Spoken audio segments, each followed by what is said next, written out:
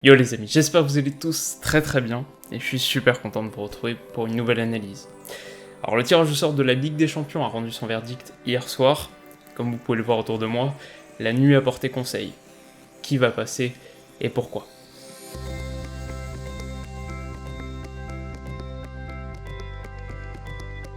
On commence par le groupe B donc, avec Bayern, Tottenham, Olympiakos, Belgrade, et le moins qu'on puisse dire c'est que c'est un groupe intriguant. Alors avec l'étoile rouge qu'on commence un peu à connaître avec l'année dernière, qui je dirais vaut mieux que le fameux lieu commun de l'ambiance. Oui, leur Maracana est intimidant et c'est un vrai plaisir de les retrouver à nouveau en C1, mais c'est aussi une vraie équipe de foot, capable par exemple de faire tomber l'éventuel champion d'Europe Liverpool la saison dernière, qui a sorti Young Boys en barrage, et qui compense son déficit technique par beaucoup d'intensité. Et puis en ce qui concerne l'Olympiakos ensuite, j'étais un peu surpris de les retrouver dans le chapeau 3, mais en fait c'est tout à fait logique. Quelques très belles prestations sur les dernières saisons, notamment face au Milan AC l'année dernière, qu'ils ont sorti en phase de poule d'Europa. Même historiquement, ça fait 28 ou 29 saisons consécutives qui se qualifient pour une compétition européenne, et puis ils ont quelques atouts à faire valoir. Daniel Podence, très bon contre Krasnodar, Youssef El Arabi, ou Mathieu Valbuena évidemment. Enfin, entre le Bayern et Tottenham, la lutte sera a priori très rude. D'un côté, on a un Bayern qui a perdu son éternel duo Robben Ribéry, remplacé par Coutinho Perisic, c'est pas mal non plus, mais je pense que ça va demander un temps d'adaptation significatif. Voilà, entre Liga et Serie A, c'est très différent de la Bundes. Et si je devais miser sur un ailier bavarois, je miserais aujourd'hui surtout sur Gnabry. Et puis pour Tottenham, tout partait très bien, en tout cas sur le papier, avec des renforts, et pas des moindres, Tanguy Ndombele, Ryan Sessegnon, Lo Celso, pour la seule perte de Trippier. Mais même si j'adore Pochettino et que je le place sans aucun doute dans mon top 3 des coachs du moment, j'ai l'impression que son message passe un peu moins bien en ce moment. Après tout, il est là depuis 2014, son groupe a vieilli, et fait un peu moins les efforts, notamment sans ballon. Une approche qui prend la forme de résultats décevants, et à l'image de ces données récoltées et représentées via l'application mobile OneFootball, plus d'un but par match concédé en moyenne sur ce début de saison, malgré une possession écrasante, aucun clean sheet. Voilà, beaucoup de choses peuvent changer, et il est possible qu'on y voit encore plus clair d'ici quelques jours à peine quand le mercato sera bouclé. Mais comme je dois faire mon classement ce matin, je mets donc le Bayern premier du groupe et l'Olympiakos qui filera en Europa League. Groupe C ensuite, et là beaucoup trop de choses à dire, donc pour aller à l'essentiel, je pense que le duel entre le Shakhtar et l'Atalanta est l'affiche dont personne ne parle, mais qu'il faut absolument pas rater. Alors d'un côté, t'as un Shakhtar qui a très peu changé depuis l'année dernière. Oui, Paulo Fonseca est parti à Rome, mais l'effectif est le même. Junior Moraes, Marlos, Tyson, Ismaili, tout le monde est resté, et t'as même une nouvelle génération qui arrive, avec Maicon, la pépite TT arrivée en février, Luis Castro de Guimarães, et le nouveau coach. Il fallait forcément un lusophone pour diriger la colonie brésilienne, mais je vois son rôle comme celui de quelqu'un qui vient pour rassurer la continuité. Voilà, il va pas inventer de nouveaux schémas, il vient pour faire confiance à l'ancienne garde, et pour exploiter les mêmes circuits qui étaient absolument dévastateurs l'an dernier. Rappelez-vous que l'OL avait eu beaucoup de réussite, et voilà, je pense que comme d'habitude, et comme chaque année, on oublie assez vite le Shakhtar, mais ils seront encore une fois très difficiles à jouer. Et alors si on dit ça d'eux, qu'est-ce qu'on va dire de l'Atalanta de Gasperini, qui est un modèle d'organisation, avec, sans ballon, qui est une machine ultra bien huilée et ultra bien équipée. La paire Papou Gomez, Duvan Zapata devant. Si on doit parler tandem, je pense franchement que c'est l'un des tout meilleurs d'Europe. Il n'y a pas tant d'attaques à deux qui réussissent très bien aujourd'hui. Et puis derrière, des Martin de Roon, des Timothy Castagne, c'est super solide aussi. Alors à la base, je pense que je voyais l'Atalanta juste au-dessus du Shakhtar. Le truc, c'est qu'ils vont jouer leurs 3 matchs à domicile à San Siro. Donc en fait, ça leur fait plutôt 6 déplacements. Ça risque de jouer et ça explique en partie mon classement final. Et donc pour le reste, pour City, on aura l'occasion d'en reparler. Pour le Dynamo Zagreb, en revanche, je suis surpris que Dani Olmo soit pas encore parti. Mais ça va nous donner l'occasion de le voir en action. Groupe D maintenant, avec Juventus, Atlético, Leverkusen, Lokomotiv. Et pour faire vite, je crois pas du tout en Moscou. Voilà, je dois dire que c'est pas l'effectif que j'ai travaillé le plus en profondeur, mais j'ai rien trouvé de très séduisant, c'est même plutôt vieillissant. Donc 4ème, a priori. En revanche, attention à Leverkusen. Quand tu vois ce milieu à 3, Arongis, Demirbay, Havertz, ça respire le foot. Et c'est complété par une attaque, Belarabi, Bailey, Volland, pas mal non plus. En fait, ça me fait un peu penser à l'Ajax, parce que t'as 2 flèches sur les côtés qui sont très rapides et techniques, et Volland en faux neuf qui décroche entre les lignes. C'est peut-être pas une surprise que leur entraîneur soit Peter Bosz.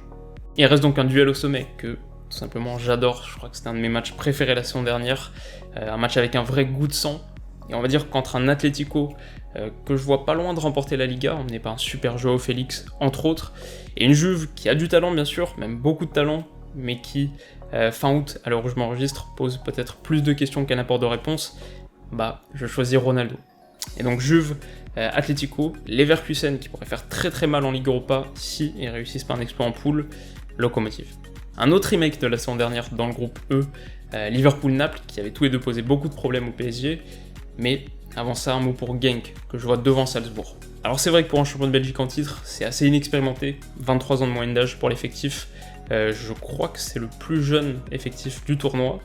Dernière qualification en C1 qui remonte à 2012, et puis cet été t'as quand même perdu Leandro Trossard et Ruslan Malinovski, mais il reste Mbwana Samata, il reste Sanderberg, il reste Yanis Hadji dont je vous parlais la semaine dernière. Je vois du coup une équipe un peu immature, c'est vrai, mais avec des joyaux qui attendent cette phase de groupe pour briller très fort. Et puis franchement, c'est possible qu'ils aient même pas besoin de briller si fort que ça pour faire tomber Salzbourg, qui est très jeune aussi, qui rencontre encore moins de résistance en championnat. Le championnat autrichien est très faible. Niveau management, Marco Rose et son adjoint René Maric sont partis à Gladbach, et ça va être l'occasion de découvrir un entraîneur américain, Jesse Marsch. C'est possible que je les sous-estime un peu, c'est possible qu'ils montrent une très belle organisation collective, et puis les équipes Red Bull sont rarement ridicules, mais voilà, je prends les risques de les placer derniers. Ce qui nous laisse donc un vrai duo de choc, et même si j'aime beaucoup Naples, qui était un de mes vrais coups de cœur de l'hiver 2018, qui a pris Manolas pour épauler Koulibaly, pas mal, qui a pris Lozano pour ajouter encore un peu de vitesse à une attaque Mertens, Insigne, Callejon, qui pourra compter sur le diamant Fabian Ruiz. Mais même si je les aime beaucoup, Liverpool reste Liverpool. Alors l'année dernière, à la même période, j'en faisais mes favoris pour la victoire finale. Franchement, je suis pas loin de penser la même chose aujourd'hui. Groupe F maintenant, et donc Barça, Dortmund, Inter, Slavia Prague. Et il y avait juste à voir la réaction des dirigeants du Slavia au moment du tirage pour connaître l'identité du premier éliminé, parce que je crois bien qu'on a là le trio le plus explosif de cette phase de groupe. Alors entre l'Inter de Conte, dont le recrutement est encore assez difficile à lire, Barella, Stefano Sensi, Godin, ok, Lukaku et Alexis Sanchez à voir, entre le Dortmund de Favre, qui là s'est renforcé très intelligemment, qui va être très coriace et faire une super belle saison à mon avis, et puis un Barça qui est fondamentalement assez mal managé, mais aussi débordant de talent, qui pourrait même voir le retour de Neymar. Voilà, ça va être un trio vraiment pas évident à départager. Alors je mets le Barça à la première place, quand même parce que Messi, parce qu'il y a un effectif tout simplement stratosphérique, mais franchement j'écarte pas non plus un faux pas. Et puis entre Dortmund et l'Inter, c'est très très serré. Je dirais peut-être que le projet collectif de Lucien Favre est plus mature. Avec lui tu construis sur une belle base, tandis que Conte repart un peu de zéro. Et puis attention quand même aux absents du côté de Barcelone, t'as Messi qui est absent un mois, Dembélé aussi je crois, Neymar qui est suspendu 3 matchs, s'il vient, les premières rencontres sont décisives. On arrive donc au club français, et d'abord le groupe A, où, sauf surprise, on devrait avoir 2 duels majeurs. Alors entre Bruges et Galatasaray pour la 3ème place, franchement je pense que je vois Galatasaray, parce que Bruges a perdu Wesley, a perdu Danjuma, même Marvelous Nakamba, les 3 en première ligue. Malgré leur très bon début de saison en championnat, ça risque d'être un peu léger, alors que du côté de Galatasaray, c'est moins bien parti, mais t'as aussi plus de certitude. Nzonzi est arrivé en prêt, comme Jean-Michel Seri, on parle d'une potentielle venue de Falcao, on connaît bien Belhanda, ou Fegouli, ça va être serré, et ça va l'être également au sommet. Du côté de Paris, très difficile forcément de formuler un jugement définitif, tant que le dossier principal est en suspens, et il pourrait encore y avoir des arrivées, mais globalement je dirais que ça s'est équilibré. Gay, Diallo, Sarabia, c'est des bonnes recrues, qui ont l'expérience des grands rendez-vous, et même Herrera, si ses blessures le laissent tranquille. Bon, en face, je suis déjà longuement revenu sur la situation du Real Madrid dans ma vidéo prono de Liga. En gros, un peu déçu de la tournure des événements après un début de mercato que je jugeais prometteur. Les recrues me semblent pas assez exploitées, et puis surtout le milieu de terrain n'a pas été assez revitalisé.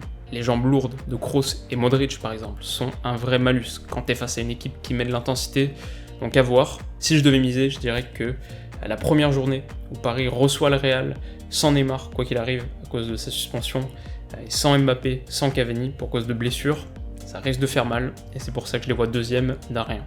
Groupe G donc, Zénith, Benfica, OL, Leipzig, et en tant que supporter lyonnais, forcément je dirais que la première partie de tirage était favorable, ça reste des gros morceaux, très solides dans l'absolu, mais voilà, par rapport à un Barça Dortmund, un Juve Atlético ou un Liverpool Naples, je sais quand même ce que je préfère. En revanche, en prenant le Red Bull, tout change. Et je dirais que t'es un groupe où tu peux finir absolument à toutes les places sans que ce soit réellement surprenant. Alors, Benfica a perdu contre Porto ce week-end 2-0, mais a réalisé un début de saison très encourageant. Belle charnière, Dias, Ferro, Grimaldo, top joueur, comme Pizzi.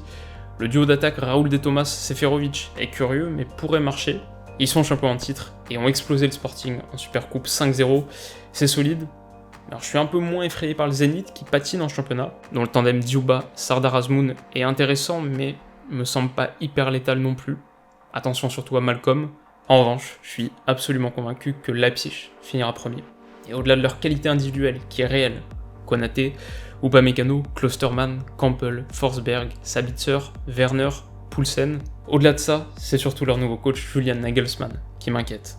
On se souvient notamment des matchs contre Hoffenheim l'année dernière, où il avait réussi à sublimer un effectif qui était fondamentalement assez pauvre. C'est un génie, 32 ans seulement, on en avait déjà longuement parlé l'année dernière, et donc c'est bien eux que je vois premier, devant Lyon, non pas parce que je crois pas au Benfica, et non pas parce que je crois pas au Zénith, surtout parce que je serais un bien piètre supporter, sinon. Et puis enfin, ce groupe H est diabolique et sans doute le plus beau de tous, pour moi. Alors, on connaît bien l'Ajax qui a vendu cet été ses deux plus gros joyaux, mais a gardé Van de Beek, a gardé Ziyech, a gardé Neres, a fait venir Quincy Promes, le roumain Razvan Marin et Lisandro Martinez derrière, donc une recrue majeure à chaque ligne. Ça va peut-être vous surprendre, mais je les imagine en tête devant Chelsea, qui pourrait même finir 3ème. Et alors c'est pas pour bâcher le Chelsea de Lampard, que je trouve super intéressant, et honnêtement même beaucoup plus que je l'imaginais cet été, mais je pense aussi que dans une saison où les ressources seront aussi rares qu'elles le sont, ils prioriseront pas nécessairement la Ligue des Champions. Et puis donc enfin un petit mot pour Lille, qui, comme vous savez, j'en parle depuis 2 semaines maintenant, est une équipe qui m'a vraiment séduit. Entre Osimhen et son début de saison canon, Thiago Diallo, Yazidje, Bradaric, Renato Sanchez, que j'ai hâte de découvrir, comme Timothy Weah, je suis convaincu qu'on va voir encore quelques belles perles dans le lot, et franchement je pense que Lille peut faire de belles choses dans ce groupe, même au niveau du jeu. Le truc par contre c'est que au 30 août 2019, quand tu regardes ce groupe, quand tu regardes ces 4 équipes, laquelle est-ce que tu vois finir honnêtement derrière eux? Donc pas évident.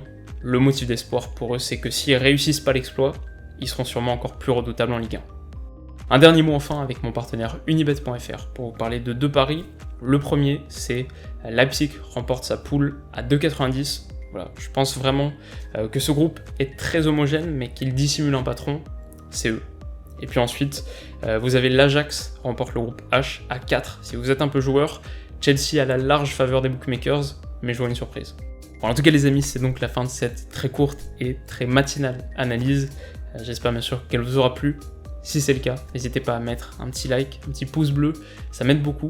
Si ce genre de contenu vous intéresse, que vous voulez voir d'autres analyses de ce type, vous pouvez aussi vous abonner à la chaîne, ça me fait toujours très plaisir. De notre côté, quoi qu'il arrive, on se retrouve très vite également pour la suite. Alors d'ici là, comme d'habitude, passez une super journée, une excellente soirée et un très bon week-end. Prenez soin de vous surtout. Bisous.